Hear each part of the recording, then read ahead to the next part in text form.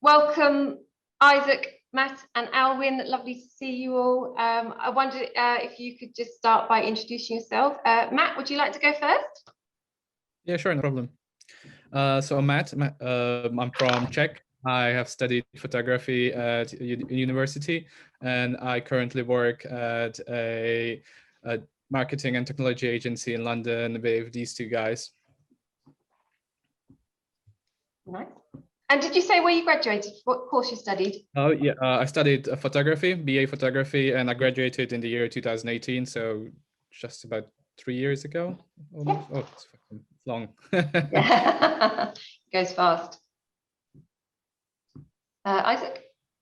Yeah, sure. So I'm Isaac. I studied film and moving image production. I was in the same year as these guys, and so I graduated in 2018, and then joined the marketing agency ONQOR Group that Matt mentioned. And yeah, I've been there since I think February of 2020, so just over a year now. And obviously still working with Matt, and Alwin was working with us until recently. And now he has betrayed the fold and jumped away from us. But yeah. Lovely, thank you. And Alwin? Yeah, hey, I'm Alwin. I graduated from NUA in 2018, studying animation. And like Isaac mentioned before, I was working with ONQOR for a bit, which is a great company. So we're still good friends, luckily not going at each other's throats. But yeah, now working with a film and animation studio in Norwich called Meantime Media. Lovely, thank you.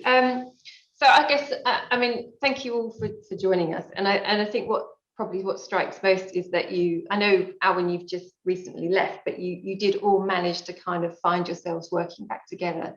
And you're all, what's also really key is that you're all on different courses, but you know each other very well, because you were very good at making connections whilst you were at university and maintaining those connections after you left. How could you just maybe talk to us about how you ended up together? Who was it that started the whole thing of you guys working together? I don't know, Isaac, if you want to.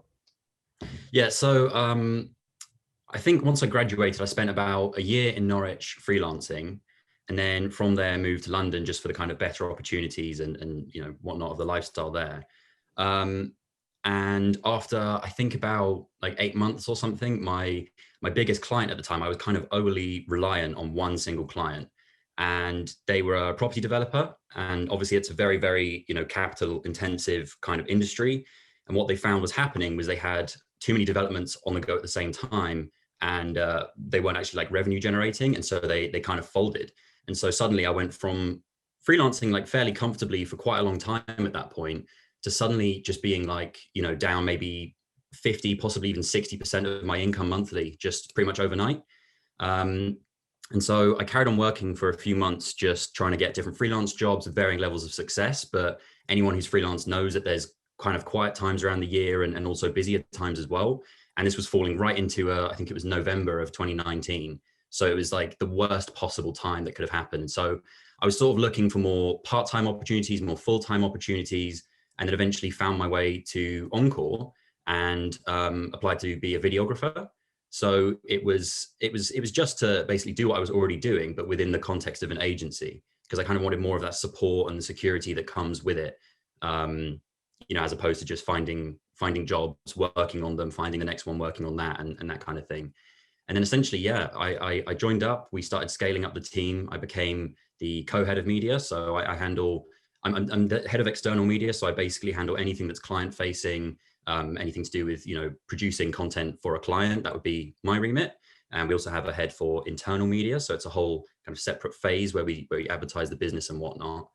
And as we scaled up, we wanted to add more people to the team and kind of start looking at different specialties and different areas that we could move into. So obviously I've got no background in animation whatsoever.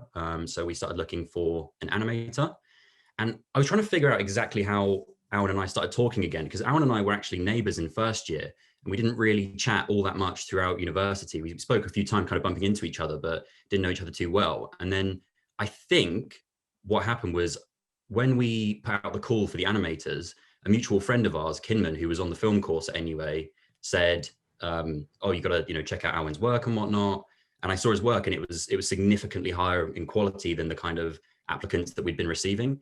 And so we sort of said, oh, well, we'd love for you to apply, and went from there. And that's how he joined us. And with Matt, I think it was a case of, I think we needed a freelance photographer on a job. And both myself and the other photographer there were actually on the project itself. So we couldn't photograph ourselves at work, kind of thing. So we brought in Matt as a freelancer, and that became kind of more of a regular thing. And then eventually, when we decided to scale up and actually bring on a photographer full time, Matt applied, and then obviously we were successful in the application. So we've been working together for probably 8 months now, 9 months, something like that. Something in that region. Yeah. Oh, okay. Yeah. Wow. Okay. It's quite. It's a bit tenuous, but it does come from that core of all having studied together. And I mean, Alwin, did you find? How do you keep your networks going? Or how do you maintain your networks in terms of, like, because you stayed in Norwich, didn't you? Yeah. So yeah, as a background, I obviously finished, graduated, realized that one of the things you probably would need to do after finishing your degree is get a job. So yeah, I did a couple of sort of random bits of work, and then actually through NUA, I did an internship at this design agency called The Armory, which I was at for about like a year and a half. Mm-hmm. So through that, I actually met a lot of people, that whether it was like freelancers coming in, or whether it was me occasionally. Yeah, like, I mean, Norwich is such a like, it's such a small place, like in a lot of ways. So it's quite easy to keep contact just by virtue of just bumping into somebody in the street and being like, hey, how are you doing? So that's how I kept a lot of my connections up, or sort of started to, I guess, grow, just knowing a network of people. And then, yeah, exactly. Like Isaac mentioned earlier, it was obviously COVID happened at some point, and that led me to leave the army at some point. So I had done a bit of freelancing and was kind of looking to be more part of a group. And at that point, I thought, like, oh, maybe there's a way to sort of like leverage some of these connections. I had some people who'd freelance for my old company before, who needed some animation work done. So I kind of got the ball rolling there. And then through a mutual friend, it was I got to sort of interview at ONQOR.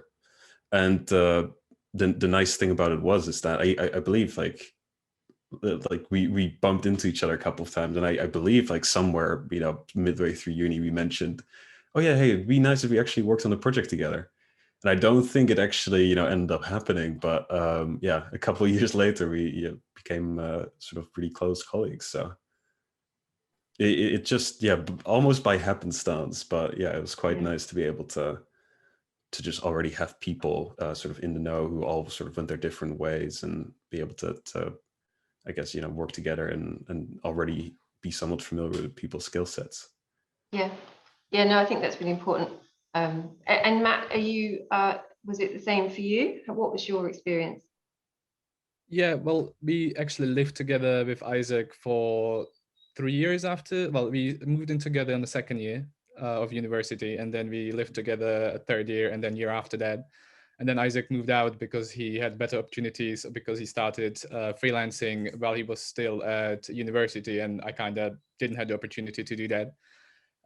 So I stayed in Norwich for a little bit longer to do a little bit more freelancing and kind of develop my portfolio a little bit further, get some clients under the belt, and then eventually started looking into more regular jobs, like working in an agency. It's for me, I was really fortunate in the beginning, right after finishing uni, just because I landed a semi-regular job at a little store in Norwich. Maybe someone knows Main Source, where I was working, I think it was 1 day a week, and managed to kind of build a portfolio and kind of keep contact with people that were around the photography / videography world, and managed to produce some really cool portfolio behind me. And through that, as Alvin mentioned, Norwich is a really small city. The community in Norwich is actually amazing, and everyone knows everyone, and through that you get more known in the center, like lanes, let's say. Everyone knows everyone. Like you work for one shop and then all the other shops know you, not even just clothing, let's say, but also food and everything around. So yeah, just through working on there, like every week, I managed to get quite a good range of clients around Norwich. But it, especially in the second year when I was living in Norwich, it hit a point where it just started lacking, and I didn't have enough regular work to sustain myself and kind of progress, just because Norwich is an amazing city, and I love going back after I moved out, but it's just too small to be able to sustain yourself in a scale that I wanted to. So I knew that I had to move out and kind of apply for a little bit more of a regular job, like being employed in an agency. Yeah. So yeah, there's some really good points there that I really want to talk about, and I want to talk about the moving away and moving for your work, you know, but I'm going to come back to that in a second. But I just wanted to pick up something on Matt, you said about you know, you get your first commission, and then that leads to the next commission, and then it kind of builds from there. I think everybody, I think I told you before we came onto here that everyone has just handed in, or most people have just handed in, or they're kind of working on their final submission if they've got a bit of an extension or for whatever reason. And it's kind of, this is the moment where, how do you get that first commission? How do you know, I think that's the thing that everybody is really worried about, or what do they do? Have you got any advice around that? I think I have a pretty good answer. At least this worked for me, and I could actually see how this worked for me. I just did anything and everything, whether it was for free or it was a little payment. I did as much things as I could, even if it was for friends, for free. Honestly, just keep on doing stuff, and through this you'll meet more people, and people will know about you. I think the biggest, like the most important thing is, so people know that you're there to, and that you're able to work, and that you are open to work, and you have the skills to work, because it's great to have a social media or social presence, but if people don't know that you are actually available to work, then they have no way of reaching out to you and hiring you eventually. Yeah, no, I think that's really good advice. And Isaac, do you feel the same? I mean, we knew you very well by the third year in the careers team. You were always coming in, and any opportunities we had, you would apply for, or you would ask us actively if there was anything that you could do. And do you second what Matt was saying, or have you got any further advice? Yeah, absolutely. I mean, it's not a very popular piece of advice for graduates, in the sense that I think everyone wants to tell you, you know, oh, don't work for free, and like, you know, make sure that you're doing on your terms kind of thing. But the reality is, if you're not already doing something, I think it's unrealistic to expect someone to pay you to do the thing. You know, they need to see like quite an extensive bank of work, whether it be personal or professional. It doesn't have to be for a paying client by any means, but you need to be able to motivate yourself to do whatever your discipline is. Obviously, it's not just film or photography, but just make sure you're doing it regularly, as in every single day without fail. I think that makes the biggest single bit of difference, because by the time that someone offers an actual commission for you, a job, it's just a regular day. It's just a normal thing in what you're already doing. So as you say, a big thing for me was I was making use of every opportunity that came my way, is the first thing, and never saying no to anything, and, you know, getting paid in like beer and peanuts quite literally sometimes, and whatever you can do kind of thing. But suddenly, after a couple of months of doing that, or a year, or whatever it may be, suddenly you're known not only to the people that you've worked with, but anyone who's seen you online or on social media or anything doing this active work, they now perceive you as a professional, and you're an option in their head should they ever require someone with your discipline. So it feeds into itself as you go kind of thing. So just working hard and putting in the hours is probably the single biggest factor for me. Yeah. Okay. I'm slightly uncomfortable with working for beer and peanuts, if I'm really honest, but I know what you're saying. So if you do go down that route, if people do, we had a lovely bit of advice from a lecturer yesterday saying that, you know, if you do a hobby and you make that as part of what you want to go on to do, then you're kind of giving back to a community that you want to be part of, and it's kind of helping that environment. So if you've worked for someone for beer and peanut, how do you then pitch yourself to, if they want repeat business? How do you then do they then take you seriously if you want to get the right payment for it? Because eventually you've got to start earning some money, haven't you? Yeah, absolutely. I mean, I think it depends. If it's with the same person, then you have some grounds for negotiation. So just having a basic understanding of negotiation, I think, is important. So you can say, well, look, I've done this for free, but I can't continuously do that. I kind of did this as a what's the word, proof of concept almost, or a proof of work. It's kind of a demonstration that I can do the thing that you really should be paying me to do. And it's fine to do that on a limited basis, but as you say, at some point you do actually have to like pay your rent and eat and stuff like that. And if you're, depending on the person or the business or whatever it might be, if you're quite upfront with that, I think, people understand that small businesses, freelancers, things like that, they do need support financially. It's not just a limitless game of exposure. So yeah, negotiate, and don't be afraid to kind of know your worth as well. When you're confident in your ability and you know accurately what your prices should be or what your value is, you can even say, look, an industry standard rate would be 200 for this work, and I'll do it for 50 or 100 or whatever. And even if it's a small amount, it's getting you on the paying ladder. And then eventually you don't need to do any jobs for free. It's suddenly small amounts or medium amounts or whatever. Or, if you get a decent client in, like a regular client, can completely change the way you approach business, because suddenly you're not financially reliant on any job that comes your way. It suddenly has to meet whatever standards you set for that position. So that's kind of like the first major stepping stone to getting out of the kind of the scramble to sort of get any job under the sun, basically. Does that make sense? I don't know if I feel like I worded it badly. Yeah, no, yeah, it really does. Yeah, absolutely.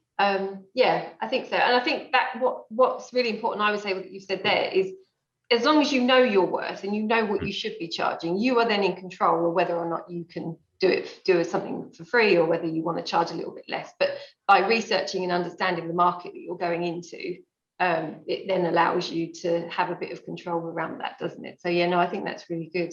Alwin, have you done any freelance work, or have you gone straight? Yeah, no, it's kind of how I originally got started, because I mean, I think I quickly wanted to add to that. Like, I think a lot of how you might sort of price your work at the start, because I had no idea, how much I should be charging for anything really, as coming out of uni, just getting like 20 quid for something. It's like, oh, I'm making money technically. This is great. But yeah, I think maybe just being, I don't know, doing something at a discount or for free or whatever might be entirely dependent on the strength of your connection with the company.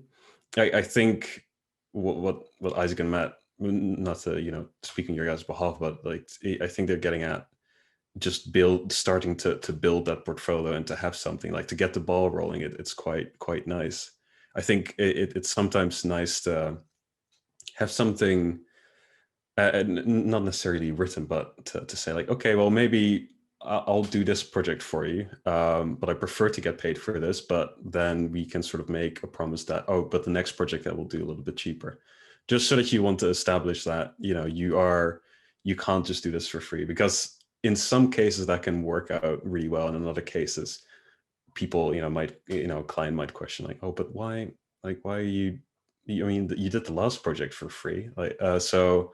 And yeah, with some people you I guess have that trust with someone, but I wouldn't say that makes sense for everybody all the time. I'm not sure if you guys would agree on that, but yeah. So sorry, what's your question again? No, that's it. You've answered it. It's very good. Sorry. No, I thought you were going to. Oh yeah. No. So yeah, I did some freelancing, and it was like I think after uni, where I went to the Big Book Crit, and I was working on my like third year film at the time, and I almost didn't want to go. And then last minute I thought, okay, maybe I should just like quickly chuck a show reel together or something with some of my work, and just to see what's up, because I think for most of the people here, they've already gone over that hurdle, whereas I was too I don't know, like socially insecure or whatever to actually meet and network with a lot of people. And I thought, okay, well, at this point, I don't really have anything to lose. I might as well sort of go down this networking event. And you'd be surprised how quickly you sort of run into people who are like, oh yeah, but I'm kind of looking for something like this, or yeah, no, I actually got a friend who might, need some help with this, and it happens so organically. So I literally bumped into what later became my future boss, who said, oh yeah, no, I saw in the background, I saw you playing your showreel, and we kind of want to start heading into like more of a an animation direction with our design company. It'd be nice if you here's my business card, maybe we can do some work together in the future. And from there I sort of got in touch with them, and then later that internship opportunity also passed up, so they were already somewhat aware of me and my work. Yeah, no. So, That's and I think I mean, you did it on a whim, but it's great that you did it. And one of the other important things that you said was that I just threw something together, and all week we've been having these questions about when is my portfolio ready, when shall I get it, what pieces of work shall I put forward, and I think everyone wants to have this perfect thing that they can then show a potential employer or somebody that they want, just to get some feedback on their portfolio. But it's about just put what you've got and just putting it out. My stuff was nowhere near the most polished like thing out there, but it was a good start. I think I was always tend to be quite reluctant, like sort of the perfectionism kicks in, and you end up just postponing something when in reality sometimes there's like a good time and place to do something. So if that window of opportunity comes your way, why not give it a try? Like, honestly, what's there to lose at the end of the day? No, definitely.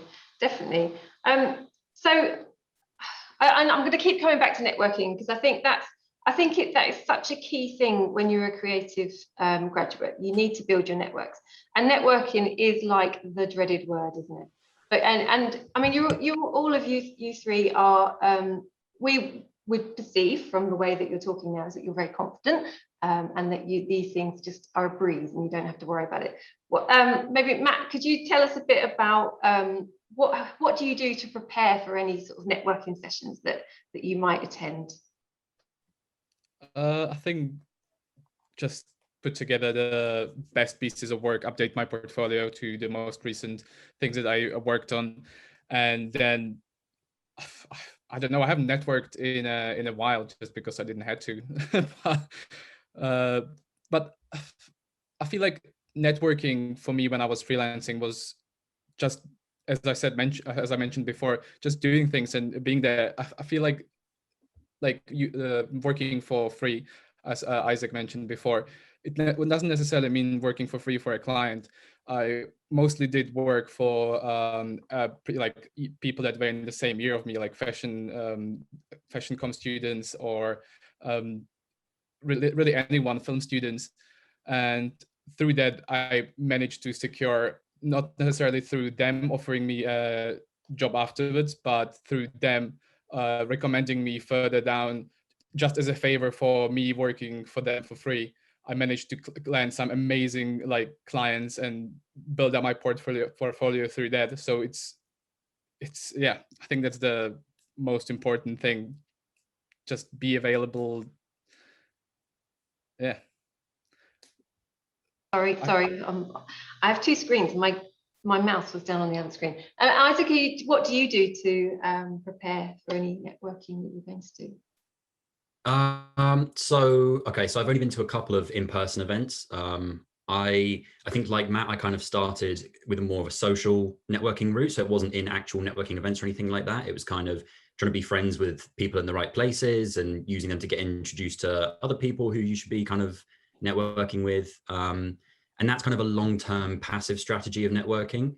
But sometimes you do need to hurry things up a bit. And a networking event, obviously now, depending on COVID and everything, is probably the best way to do it. And for me, like you say about us all being confident, but I think we're probably three of the most socially anxious people in ONQOR as it happens. And it's not necessarily an easy thing to go networking at all. In terms of the lead up to it, mentally, it can be a kind of nerve-wracking struggle. But basically, whatever you can do to get yourself past that initial nerves, get yourself in the room. I promise you, every single networking event I've ever been to has actually ended up being either quite good fun or so weird that you don't feel any nerves like looking back at it anyway. So you meet some really unusual people out there, and suddenly you don't feel like the old one in the room, or there's people who are more experienced than you, less experienced than you, maybe different disciplines or different like genres within the same discipline and that kind of thing. You just realize everyone is there exactly the same as you, as nervous as you, as desperate for work, probably wondering what they're actually doing there and like what they can offer to other people and stuff like that. So it's kind of naff advice, but literally everyone feels exactly the same. So go and have fun. And oh yeah, actually that's another point as well, is that they make it a lot more fun for you than you'd expect. So usually it's quite, like, at least the ones I've been to in London have been quite boozy. There's usually like a more social party element to it as well. And that obviously loosens people up quite a bit as well. Not to say that all networking events are like that. Obviously some are much more formal, and you sit down one-on-one with a person with a specified limit of time to ask them questions and stuff. So I guess in those formats, maybe just have some questions in advance that you can ask more or less anyone in any discipline to start a conversation or steer it in the direction of getting some advice. And then, yeah, just give it a try. You get less nervous with everyone you do. So after you do one or two, you just go, it's nothing new now. Yeah. Sorry, I think I might have another good example of how I networked while I was freelancing in Norwich. When I was working for the Shush Guide, I've been doing like 70% of the businesses for the 2019, I think it was, guide. And it was pretty much just going from a business to a business everywhere in Norwich and taking photos of their business or food or whatever. And every place that I went to, I had my how's it called? Little card that you give away. Business card. Yeah, I had my business card, and I was putting myself out there, even if it wasn't relevant, or even if they weren't looking necessarily for additional photos. I always put myself out there and just and gave away my business card to everyone. I had to reprint like 150 business card within a month, and and through that some more opportunities arose, and kind of Avalanche kind of got jobs through that. Yeah, that's very well organized. I'm impressed. Having business cards ready to go. It's very impressive. Okay, I mean, I suppose so. That's kind of networking in the sense of you go to an event. I mean, obviously everything's going to is more online now, isn't it? I guess we might over the summer get to the stage where we can have more in-person stuff. What do you think? Do you think it's trying to dispel this myth of networking, and probably what we've already said earlier in like building up those networks? So, like Alwin, you said, you probably met someone 3 times before you then actually had the job opportunity that came your way, but because you'd already built that connection, it was easier for them to trust you and think, oh yeah, this guy knows what he's talking about, and let's give him a chance. How do you think people can sort of to build those that the real nitty-gritty of building those networks? What can they do? Well, to start building a network, just I don't know. I'd almost say in a lot of cases, sometimes you end up networking without actually realizing it. I sort of, by nature of wanting to surround myself with like a congenial group of people. So I was like, oh, this person makes something cool. Like, I'd love to have a chat with them. It depends. There's multiple ways of doing it. Like for me personally, I'm a person who kind of struggles to constantly sort of update what I'm doing on socials or whatever. Sometimes I make something that I could be proud of, or think, oh, this might actually have some value outside of I guess just myself. Looking at an MP4 file.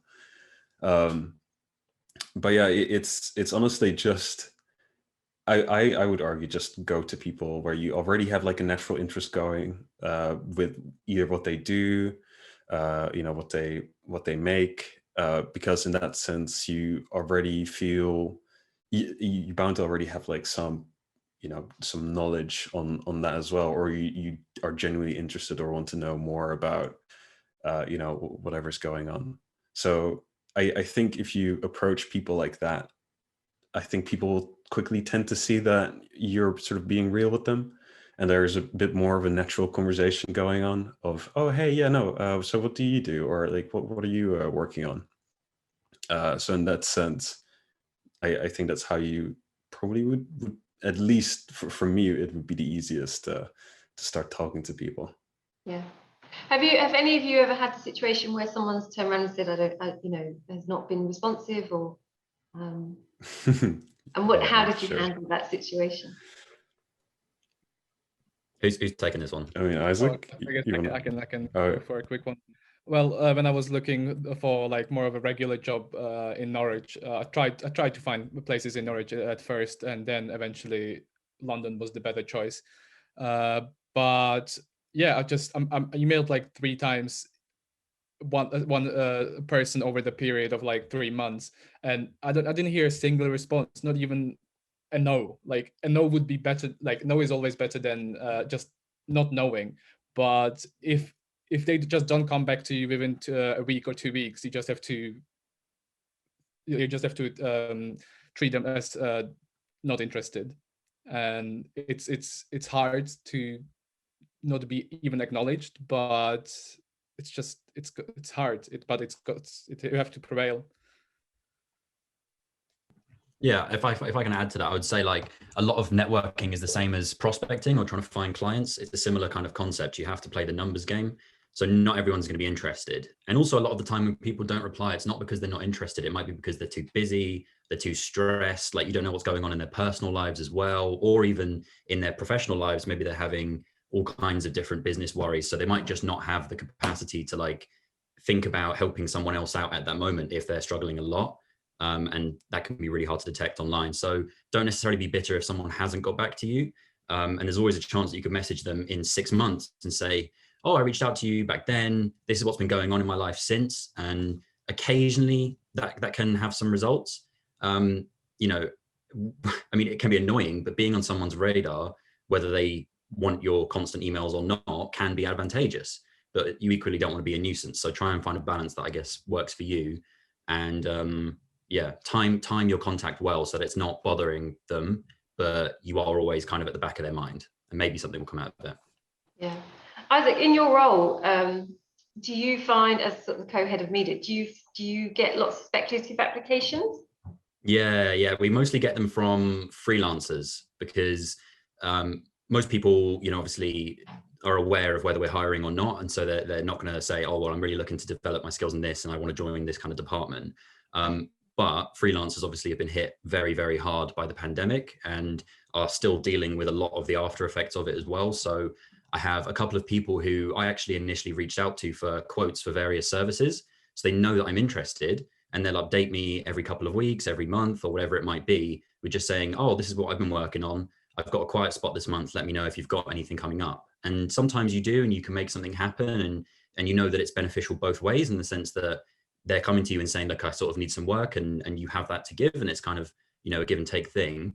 And if I don't have anything, I'm just really, really upfront. I just don't want to waste their time. I understand that someone else has an opportunity for them. So I won't be all kind of overly soft about it. I'll just say, really sorry, I haven't got anything at the moment, but best of luck, and get back in touch soon, and I'll let you know. You kind of go from there. Yeah. And do you think that they're worthwhile? Do you think people that graduates should do speculative applications? Do you think they're a good way? Do what application, sorry? To do speculative applications. Do you think that is something that students and graduates should actively be doing? Yeah, I think so. I think the more of any kind, basically anything that you can do to get your name out there in a positive way, you should be doing, whatever format it could possibly be. Just make lots of noise about what you're doing and do that thing a lot. That's kind of the core of it, really, is be doing it a lot so that you're practicing and people are seeing you practice and seeing you work, and scale it up that way. But yeah, I mean, cold calling does work as well. It's not ideal, but it does work. There are kind of easy routes and hard routes to everything. So I guess just judge it as you go. But yeah, I wouldn't say any route is a bad idea necessarily. No. Use a telephone. A telephone. or equivalent, or equivalent. I'm joking. I remember So, I was always really anxious about sending emails or just putting myself out there, and I don't even know why. Looking back at it, it doesn't make any sense. It was the thing to do, but just feeling the initial anxiety of reaching out to people and putting yourself out there and like opening up to people and just like communicating was difficult for me, at least. yeah. I mean, I think one of the other big questions and why people have been joining these sessions, obviously they're going to be graduating still. We're still in the pandemic, aren't we? We're sort of meant to be coming out of it, are we, aren't we? Who knows? Who knows how the landscape is going to change in terms of job market? How has the pandemic affected you guys, and what do you think sort of the opportunities are for people leaving university now? Alwin, do you want to? Yeah, no, I'd say it's probably more difficult in some regards, and in other ones, it might be easier. Like one of the things that I did is that I think generally in the creative industry, I dare to say that a lot of work has become more and more remote. So, and businesses are a lot more open to working with, people who might not be in the exact same, geographic location. Which to me happened with ONQOR as well, because they're based in London, and I was able to just work from my place in Norwich. So that is in that sense it's quite a bit easier. So it's always worthy, especially if you're trying to join like a studio and agency, and you're applying to make sure if they're happy to do such a thing. Like sometimes they have a bit more of a balance going on, but I think generally speaking, if there's anything that's a benefit at the moment, is that you can technically work from anywhere. And in a way it might be daunting, because now you have like a lot more of a, when a company has a lot more of a global reach, it might be that you're competing with more people. In which case you might just, it's also not just about the quality of your work. It's also if you get along with those people. I am by far not the best animator out there. So I don't think I'd even come close. But I also don't try to be, a prick to anyone. So sorry. Yeah, so I was going to say, Isaac and Matt were very quiet. I don't know why. I was trying to think like what's a nicer word to use, and I managed to avoid about 80% of them.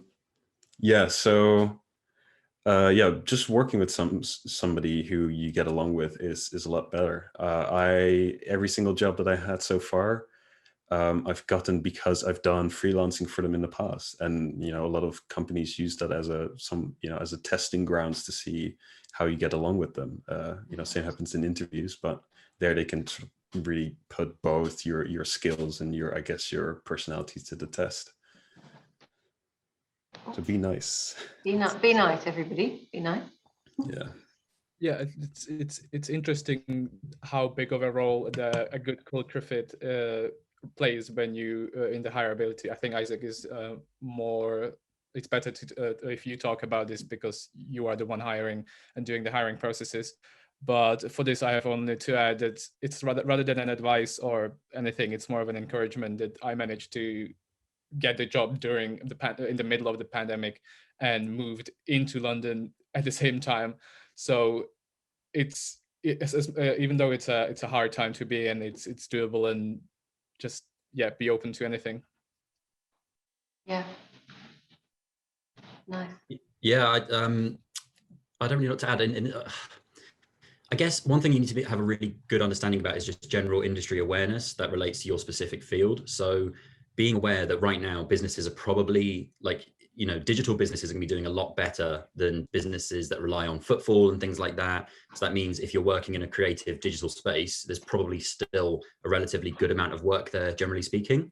But if you're looking to work for businesses like agencies or production companies or things like that, whatever field you're in, just be aware that they're probably still recovering financially to some degree from the effects of the pandemic, and that will be the case for a while. Like, you know, inflation's rising and the pandemic's just hot on our heels still. It's not a good time for businesses financially. And so that means people are going to be hiring less, but the same amount of work is probably still going to be required, generally speaking. So if anything, I would say the market for freelancers is better now than it ever has been, especially when you consider that from a business's perspective, to hire someone full time, they have to either fill your time 100% of the time in order to make you a valuable employee, or they could hire a freelancer only when they're required.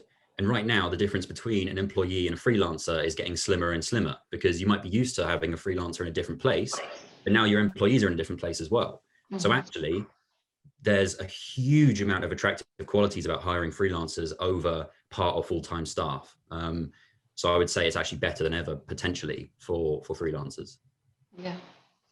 Okay, well, that's good. That gives everybody hope. I like it. It's nice. I like the positivity. I might ask a few questions that that people in the audience have asked. We've got one from, who's first? From Charlie saying, how do you advertise yourself in a way to let people know that you're available to work? Or how do you stand out now that most things are online? I don't know who wants to go with that one. Well, I think that question was related to the thing that I was saying about being visible and being able to showing people that you're able to work, and that goes through just doing your personal work and keep building your portfolio, whether that's a social media, whether that's updating your website, or whether that's through blog posts. Just quantity and like the regular updates on your social medias, and whether that's posts, whether that's stories, it's important to appear like you are constantly doing something, and through that you'll be able to be perceived as a constantly active worker. Yeah. Do you have specific places where you put things, Matt? For me, it's mainly Instagram at the moment. I've maintained it and I've grew it for a while, and I feel like that's still the number one to kind of showcase my work, at least from like a photography point of view. But and at the same time, the moment it's LinkedIn worth a mention. LinkedIn is an amazing tool to put yourself out there and become more accessible through people that are going through a hiring processes. And then at the moment, I've been playing around with Dots. It's like a creative platform where creatives go together and kind of talk about stuff and discuss things. And there's a really cool way to build your own portfolio through there. So it's like a LinkedIn, but for creatives. Okay. Yeah, it's a, oh, sorry, Isaac, no, go on. Oh, there's a couple of ways, like technically, that people, could open to work. Some people literally put it in their Instagram bio. I know on LinkedIn, you have literally like an icon that can say like open to work. And like Matt said, I think the sweet spot is, somewhat regularly posting your stuff to show that you've got stuff going on, and then also just being, open, saying like, hey, I've got, availability, or, during this period, or, could I, or at that point, approaching people. So, yeah, there's a whole bunch of ways of doing it. I think even on LinkedIn, like it's good to gauge, where the industry is at, which sort of Isaac kind of mentioned. You can kind of see when people are actually trying to look for stuff. The same with the Dots. Like I often see people just posting, messaging like, hey, I'm looking for a freelance animator for this project, or even, people that are hiring. So if you got more eyes on that, you're just upping your chances, really. Yeah. Yeah. But I'll give it to you, Isaac. Yeah, I couldn't agree more. I think it's about a balance between a passive and an active strategy, and making sure that both work at the same time. So if your passive strategy, if you're like your online presence, your website, all the things that you can do for basically free or very, very cheaply, if that's all working, hopefully that gets you partway along, the journey of actually landing a commission in the first place. But if you're looking for more specific sites, I think it's very discipline dependent. So look for like whatever your industry is talking about, and also don't be afraid to ask people for their advice as well. So if you know someone who's like 2 years or 5 years in industry, they might be well placed to give you some advice about how you can make those first steps. But just some sites that are worth mentioning, I think, are like Upwork is one that we use for kind of smaller value jobs, but you can get them much more easily, and you don't have to actually know the people. You can have a pre-built portfolio and all that kind of stuff, and it's just basically click and apply and, you know, write a cover letter type thing. LinkedIn's great. The Dots is great. Yeah, this is a small one. It's quite a sneaky one, but you can work out how much money a company has, or at least a fairly decent estimate for how much cash they have at bank, if you look at their company's house submission. So if you go to beta.companieshouse.gov, you can find their most recent account submission. So that can tell you, are they doing really well financially, and therefore probably looking for fairly high level freelancers or full-time employees? Are they not looking so strong financially? Maybe you can come at them with a sales strategy that's about saving money, for example. So you can actually get more information from going online and then tailor a really specific approach and increase your chances that way. But yeah, great. It's a bit sneaky, but no, that's a really good idea. I think I hadn't thought about that. Another thing I'd like to mention is that building a portfolio and building a client portfolio are two different things. And I think it's important to almost differentiate it. And when you do land a client, whether that's a client that paid you a lot or a little, it's important to tell everyone that you have worked for a client, because that in the eyes of the future people that will hire you appears like an amazing thing. Yeah, people love to see actual, you know, sort of people that you've worked with. It sort of changes, like, how did I manage to do this in real world circumstances, as opposed to, you know, just my passion project. You know, it's valuable to see your skills, but it definitely helps to see how you know, sort of do it in the real world, because it's just, you know, it's a little bit different. Yeah, sure. That's really great answers, thank you. Roxana has asked, I think she's asked a few questions, but I think the one that we haven't spoken about is, she asks, how do you protect your work when dealing with a client, and is a contract necessary? I don't know who wants to lead this one. Okay, so there's loads that you can do, and it depends on the type of job, and it depends on the type of client a lot. I would say for the majority of us, we're probably going to be dealing as freelancers, so single sole traders, with small businesses, generally speaking. When it's a small business, expect more difficulty than if it was a large business, because, you know, Coca-Cola isn't going to not pay you because they're not going anywhere. That the risk of them being, like, you know, slandered online, if you go online and say, oh, they haven't paid me and they treat their employees this way and blah, blah, blah, it's very bad. So they will treat you in a certain way every single time. But smaller businesses are more tricky. And so you need to protect yourself quite thoroughly, I would say, the whole way through. You don't necessarily need a contract. I think it's important to remember that any kind of electronically submitted document, so an email, for example, is confirmation enough of whatever it is that's covered in the email. So generally speaking, what I'll do is either speak to someone in an email from the get-go, or Instagram, or whatever it might be, or even on a phone, and I'll send them a kind of summary email at some point when it's appropriate in the conversation. I'll say, okay, this is what you're after for this much money on these terms. You specify everything and be as thorough as you can. So say, like, I'm going to get it to you by this date. It's going to be this level of quality. You'll have this many numbers of chances for amendments. That's a big one. Make sure you limit how many chances they have for that.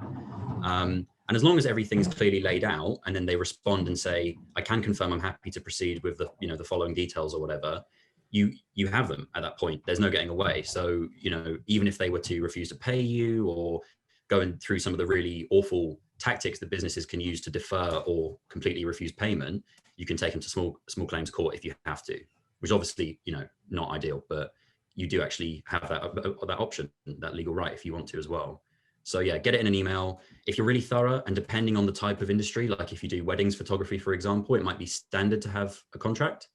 And also another thing as well, consider IP. So what licensing are you giving them? Do they have unlimited rights to the work forever, or is it for a specific number of uses or a length of time? Shit, I had one closing point. I can't remember what it is. Yeah, I'll come back to it. Sorry? Copyrights? Yeah, copyright and IP, sort of same general approach, I would say, just outline in advance so there's no confusion afterwards. So for example, sometimes, like as a photographer, for example, you might do food photography for a small restaurant, and they wouldn't expect to pay any money for the rights to use the photos because they're paying you for your time and your skill. But if you work for like a publisher or an author, they have an industry built expectation to pay for the licensing agreement to that author's likeness and image.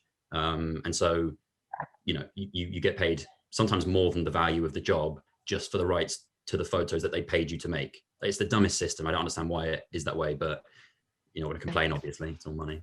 Sorry. I was just going to quickly, just to say, just that Leanne's asked, and it's, I mean, I think any of you can answer this, but in terms of when you've got your contracts and you say you can come, you know, you can have however many amendments, do you have a certain amount of amendments that they can have every time, or does it change depending on the project? It changes on the project, but I would say our rule of thumb at ONQOR, and it's probably the same for these guys in a freelance capacity as well. I mean, it can vary like based on the discipline, but I would say 2 amendments is a fair chance. You know, usually it's like if they have a major issue with a project and they want some fairly big structural changes, you get that out of the way in the first one, and then it's refinements in the second one. Any more than usually what I'll say is okay, it's gonna, you get this, you know, 2 free amendments, and then after that I pre-specify before the job at what rate I would charge them hourly for any further amendments after that. So it gives them an incentive as well not to give you kind of shit feedback. Like if they're not giving you really like if they're just saying, yeah, I don't really like the vibe of this, but they're not saying, okay, change this color from orange to blue, then it kind of pushes them in that direction as well. So it can just make things more efficient. Yeah, lovely, thank you. That paper trail stuff, like you mentioned, Isaac, earlier, it's really good to keep your you know, employers or you know, your clients up to date. So they know what's going on, but you also know, sort of, you keep reminding them of what the expectation is. A lot of times, you know, maybe in an email drop a line about, oh yeah, no, this is you know, sort of the first round of amendments. So especially, I mean, this counts for, you know, any creative field, but for animation, it's like, you know, if you work on 2 minutes worth of, you know, content, that can take you, you know, days, if not weeks. So make sure that you say, hey, you know, this is there at this point, there's not really, you know, a point of return. So you gotta keep that clear. And also, you know, if they know what's going on, you sort of know that. And then conversely, like if you happen to work with them again, you kind of get an idea of different clients. So if you want to build a bit more of a contingency plan to say like, hey, this client was very slow with, you know, giving feedback. And even though they wanted this on this set deadline, maybe I, you know, also should, you know, kindly make it clear to them that, hey, if you want to have this, you know, done in this short of a time frame, you got to make sure to be somewhat, you know, on time with your replies as well. Yeah. Just to get that in. Yeah. Can I say one more thing as a follow-up to that? You made me think of something. Yes, it's a bit crude, but it is worth mentioning. You say about obviously repeat work with clients and whatnot. If you know a client is difficult to work with, there's like an industry, it's half a joke and it's half a serious thing, called the arsehole tax, which is the idea that if someone is difficult to deal with, you just increase the amount that you charge them by a factor of 2.5, let's say. So it's like a ridiculous job value. So if you get it, you've got loads of money for what you should have actually earned. And if you don't get it, well, it's fine. They were an arsehole. So it's a win-win. I love that. That's fabulous. Matt, did you want to add anything just before we finish up? I think it's just, it can be difficult because obviously everyone is in a position where any job is a good job just because you need the money, you need the portfolio, you need the experience. And for me personally, I had some absolute nightmare jobs and nightmare clients that I worked for. And even though it was a toxic environment, horrible attitude, not good pay, I had to prevail just because it was amazing portfolio content and just a great opportunity all around. So it's about finding a balance between, is this worth the pain, and yeah, it's not worth it. Yeah, okay. Yeah, I mean, that's all amazing advice, and unfortunately we haven't got any more time to keep asking you questions because you guys have got so much great stuff for us, so thank you so much for coming along.